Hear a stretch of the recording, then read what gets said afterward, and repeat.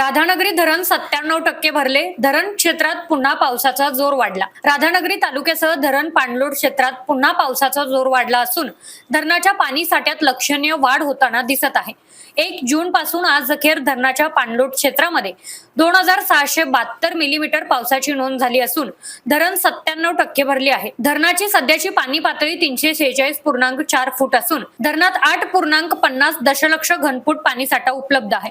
पाणलोट क्षेत्रामध्ये पावसाचा जोर कायम असल्याने धरणाच्या सर्व्हिस गेटमधून 1400 क्युसेक विसर्ग भोगावती नदीपात्रात करण्यात आलाय. पुढील 2 ते 3 दिवस असाच पाऊस सुरू राहिला तर धरण 100% पूर्ण क्षमतेने भरून धरणाचे स्वयंचलित दरवाजे खुले होण्याची शक्यता व्यक्त केली जात आहे.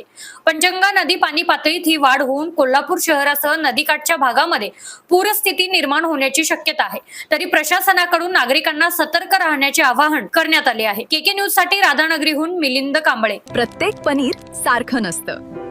शुद्धतेची खात्री करूनच योग्य पनीर निवडा. पनीर घेताना गोकुळच मागा. शुद्धतेचा विश्वास, चवीचा आनंद. आजच घरी आणा गोकुळ मलई पनीर.